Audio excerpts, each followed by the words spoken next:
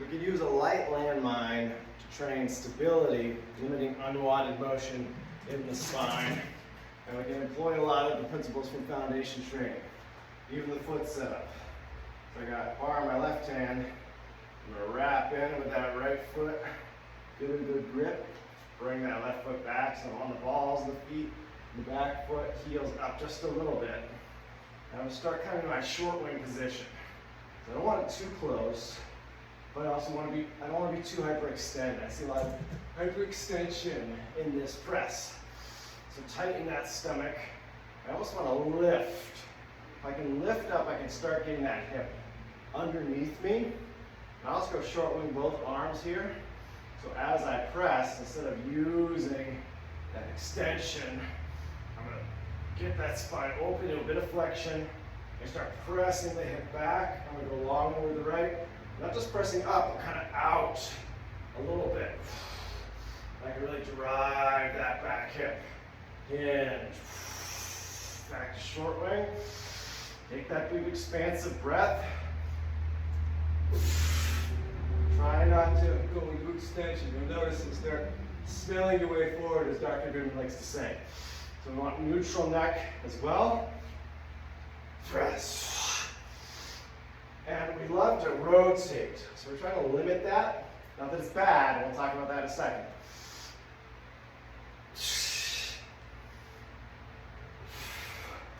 So think of that a lot like our FT get up, where I'm reaching the hand away from that leg.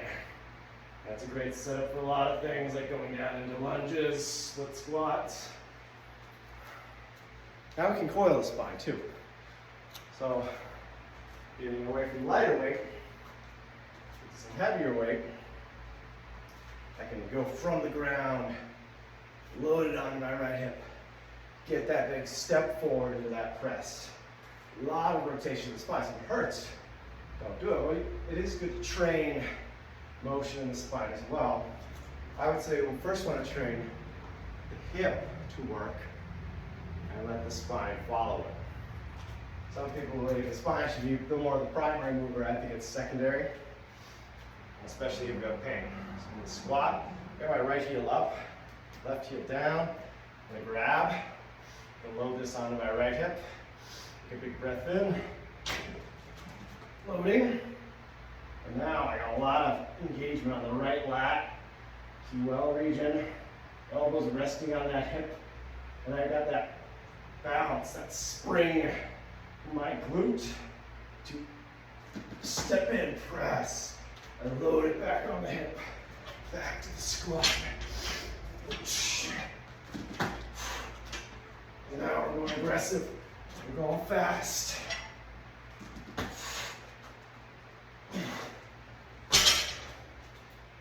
Well, you can't just go there. You gotta walk before you can run. Working on this, there's body weight, just a stick. Very nice. Train the spine to be strong. The neck, this is part of your spine. I always ask people, how's your back? And I'm like, no, it's my neck that hurts. It's part of your back. It's one big bone, right? Don't think about it that way.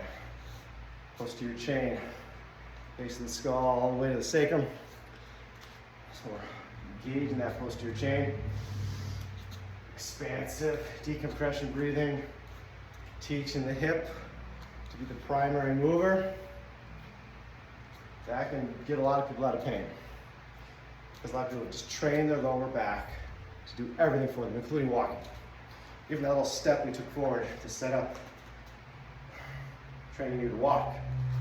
Landing on that outside edge of the foot, rolling in, getting that ball, the big toe down, so the hip rotates in as we extend the leg, go to our next stride.